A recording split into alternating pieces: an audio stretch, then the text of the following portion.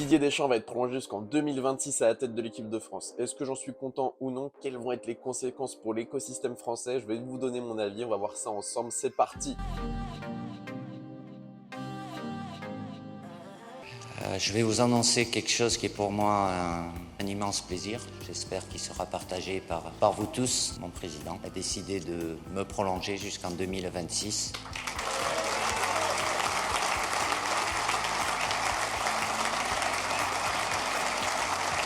Mais avant de vous donner mon avis, la famille, j'aimerais juste vous inviter à vous abonner, à liker et à commenter puisqu'on est en route pour les 3000 abonnés. Ça augmente très très vite et c'est grâce à vous, donc je remercie tous ceux qui s'abonnent, qui likent et qui commentent, qui me donnent de la force. Vous êtes des cracks, la famille. Donc Didier Deschamps, il arrive fin 2012. Après Laurent Blanc, qui avait disputé l'Euro 2012 avec l'équipe de France. Deschamps, il arrive en équipe de France pour préparer la Coupe du Monde 2014 et on se dit qu'est-ce que ça va donner. Deschamps à la tête de l'équipe de France, c'est déjà une Coupe du Monde 2014 qui nous aura fait énormément plaisir, où on aura retrouvé un petit peu cet amour avec l'équipe de France, avec des joueurs comme Karim Benzema qui ont brillé. On est allé jusqu'en quart de finale, on a perdu face à l'Allemagne 1-0, mais on a vraiment fait un beau parcours, surtout en phase de poule. Vraiment, les Français étaient fiers d'être Français et ça faisait longtemps que c'était pas arrivé, depuis 2006. Il faut pas oublier que la Coupe du Monde 2014, on s'y est qualifié de la plus belle des manières avec ce match face à l'Ukraine. Vraiment là, l'amour avec le peuple français s'est renoué avec ces buts de Mamadou Sakho et Karim Benzema. Le peuple français est redevenu fier d'être français. À l'Euro 2016, c'était encore pire puisqu'on a eu jusqu'en finale. Et ça, vraiment, c'était sûrement grâce à Deschamps qui a vraiment réussi à former un groupe où il a vraiment pensé équipe de France avant de penser individualité. Et on allait jusqu'en finale. Je vous le rappelle, on a perdu face au Portugal 1-0 en prolongation sur un but d'Eder. Donc ça, c'était complètement fou. Et en 2018, on a réussi à se venger. Comme vous le savez, je vous apprends rien. On a eu 2 étoiles sur le maillot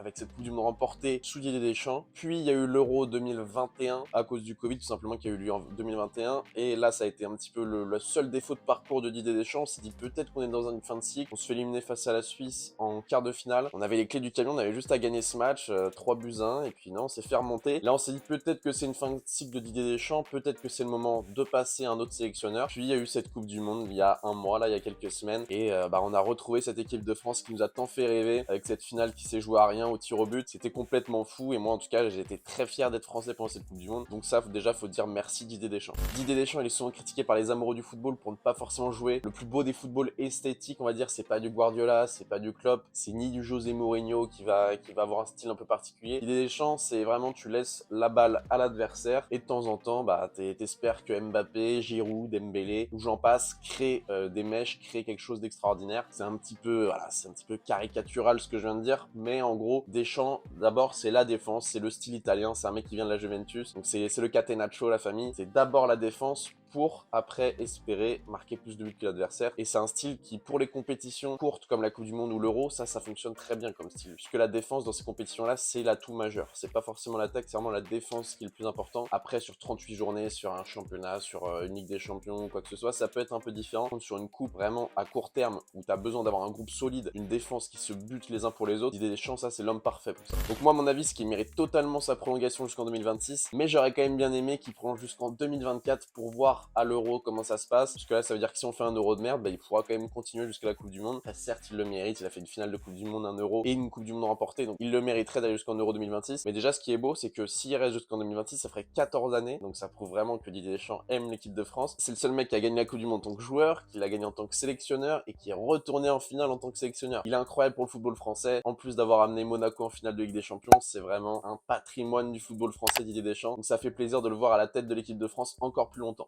Mais d'un autre côté, on est tous amoureux du football et on aurait aimé voir Zinedine Zidane en tête de cette équipe de France et ça reste un regret pour moi. Mais j'essaie de positiver en tant que supporter du Paris Saint-Germain. Je me dis pourquoi pas Zinedine Zidane arriverait au Paris Saint-Germain tôt ou tard. Je sais qu'en ce moment il est pisté par la Seleção, la sélection brésilienne, pour être à la tête de la sélection. Moi j'y crois moyen, même si Zidane, on voit qu'il a du sang brésilien quand il joue au football. Pour moi, il peut vraiment reprendre un club du coup en attendant 2026 et ça serait déjà un bon point, même si c'est pas au Paris Saint-Germain. Revoir Zinedine Zidane sur un banc de touche, déjà ça serait très très bien. Par contre, il se pose une question avec cette prolongation de Didier Deschamps, c'est est-ce que les incontournables Hugo Lloris, Olivier Giroud, Raphaël Varane, etc., est-ce qu'ils vont être remis en question avec cette prolongation de Didier Deschamps? Est-ce qu'il va réussir à retourner dans un nouveau cycle, par exemple à mettre des Nkunku titulaires, à mettre des Mike Maignan un petit peu plus souvent titulaires, installer un nouveau numéro 9 avec le vieillissement de Giroud et le fait que Benzema ait pris sa retraite? Ça aussi, il faut en parler. Le cas Karim Benzema, pour moi, c'est le plus gros regret de la période Deschamps, mais bon, j'ai sorti un film là-dessus, je vous le mets juste là, la famille. famille. Une vidéo d'ailleurs que vous avez énormément appréciée, 32 000 vues les gars, donc merci beaucoup. Mais Benzema n'est pas exempt de tout reproche forcément, donc pas remettre tout le temps la faute sur Deschamps, ça c'est pas vrai. Les gens qui disent ouais Benzema ça s'est mal passé en équipe de France uniquement parce que soi-disant Deschamps serait raciste ou quoi que ce soit, c'est totalement faux. De toute façon vous avez juste à aller voir la vidéo et vous pouvez mettre dans les commentaires ce que vous en pensez. Mais Deschamps, vraiment ça c'est son plus gros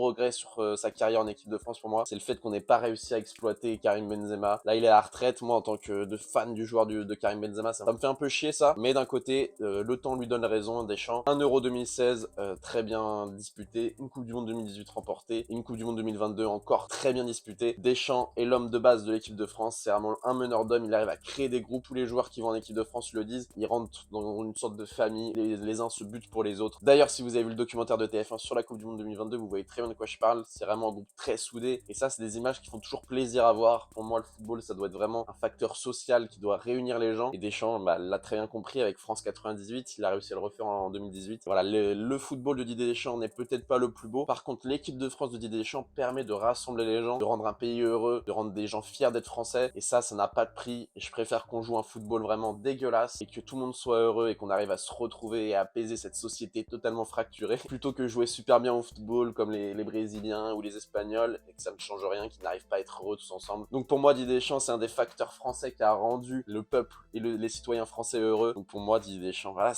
il mérite d'être là jusqu'en 2026 pour moi, donc merci Didier Deschamps, j'espère qu'on va continuer à être heureux grâce à lui, et j'espère qu'un jour on verra quand même Zinedine Zidane à la tête de l'équipe de France après 2026, pourquoi pas. Voilà famille, dites-moi dans les commentaires ce que vous pensez de la prolongation de Didier Deschamps. Moi vous l'avez compris, j'en suis plutôt satisfait. C'était BR10, je vous invite à vous abonner, on est en route pour les 3000 abonnés. Bonne matinée, bonne journée, bonne soirée, bonne nuit, c'était BR10, peace.